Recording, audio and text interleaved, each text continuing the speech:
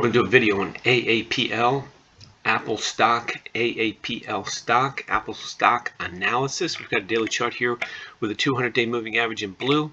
Let's take a quick look at this stock. Apple put in a tremendous rally the last 3 days of last week, and we can see on this daily chart put in a good little bottom here at 134.59 and promptly rallied all the way up to a high of 150 bucks. That was a huge rally, $15 in 3 days. So let's take a look and see exactly what's going on with Apple. We'll show you hourly, daily, and weekly charts, and then we'll show you some algorithmically generated entry prices for tomorrow, Monday the 14th. Let's take a quick look and see Apple's above the 5-day moving average, above the 20-day moving average, but below the 200-day moving average. So the first thing we can notice about Apple, there's a major problem. This 5-day moving average in any decent rally should be above the 20-day moving average like it is here. When you have a price that's above the 20 but the 5 is still below the 20, the price is getting ahead of itself. And you can see with Apple, this stock, it's harder to see with stocks than it is commodities, but you can see that the stock's overbought. This is a gradual rise that's roughly sustainable in the stock. This is not. So you can see that from roughly the same bottom, it's taken Apple 3 days to get to here. So if we come across, we can see it took Apple 1, 2, 3, 4, 5, 6, 7 days to get to there. This is moving twice as fast. So in general, this market's overbought. Now, looking at it, I'd be the first one to admit it doesn't look that overbought, especially when you crush it down. But for a stock, it's overbought. And you can see what happened the last time Apple went up 3, it crashes down. This is a classic example of Apple going up, touching the red 20-day moving average. The green is still below, and it crashes back down. So what do we have with our moving averages here? We have a bear market. What do we have with the price? It's a bear market. It's below the 200. So you have a green 20-day moving average below the red 20-day moving average, below the 200-day moving average. That's a bear market. The only thing that's not cooperating is the price. Now, you may think that's silly, but it's not silly. If you look, here it crashed, here it crashed, here it crashed. Every single time price is getting above the 20-day and above the 5-day, and the 5 days below the 20-day, the price crashes. When the 5-day crossed above here, that was a buy signal. And you could have, this closed right here above the 5 and the 20, that was a buy signal. So this 147 could have taken you all up to 157. Doesn't sound like a lot, it's $10, but that was a legitimate buy signal. But what we're seeing here, a 5-day below a 20-day is not a legitimate buy signal. You can make money on it, I'm not saying you can't, but it's not a sustainable rally. So in the short term, Apple's going to fall back down. Now, we're going to look at an hourly chart here. Let's do that right now. We can see we had a huge gap here, and that doesn't mean that gap's going to be filled. That gap could stay like that. You can see we had a big gap here, and it took not a huge amount of time. This is an hourly chart, but it did take quite a few hours for that gap to fill. I'm not saying that gap's going to fill because this is down at the bottom and it may never fill. But I am saying you can already see that the last 3 hours of Friday, the stock was loose, or this actually is, this might be, yeah, that is Friday. The market was open Friday, even though it was Veterans Day. You can see that it was bouncing across and running into resistance here, right at the 149, right at the $150 level they were selling it.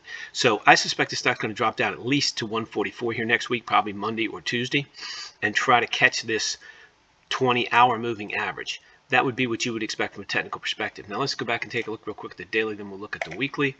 So we can see that if the stock drops back down, you know, two things are going to happen. We're going to get some movement up with the green, and the red is probably not going to go anywhere.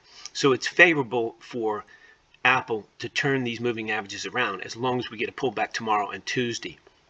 That should put us, might be into Wednesday, that should put the green 5-day above the 20-day and set us up for a decent rally. But the net effect is I'm looking for a sell-off from Apple Monday or Tuesday down in this range here, this 140 ranges on a daily chart, and then catching support on the 5-day and then rallying up if it's going to continue. Now, if we get this price breaking back through the 20, closing below the 20, and you can see it closed right up here on Friday. If it closes below the 20 Monday or Tuesday and then closes below the 5-day, then Apple's probably going to go back down here and make some new lows.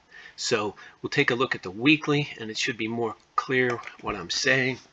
When we take a look at the weekly chart, I wouldn't say it's clear at all. So it's very interesting. On a weekly chart, Apple is in a bull market still. So we have a 200-week moving average, and it never even got close to it.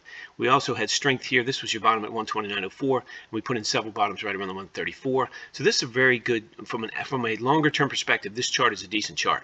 We have lower lows all across here, and now we've put in higher bottoms. So we have clearly confusion. The 20-week moving average is flat.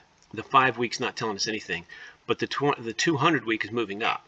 So this is a very interesting chart. I still think it's going to sell off. I still think it's overbought, and I still think it's going to sell off to about 140, probably at least, which is not that much, only $9. But if we catch support around the 140, 138 level, Apple could be out of its decline here. So we have to take a look and see.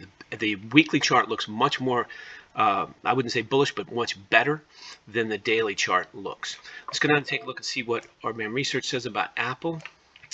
And it's got no buy prices for tomorrow, consistent with my analysis that it's going to probably correct, all for entertainment purposes only. Let's go down and see what it says for the trend following for Apple.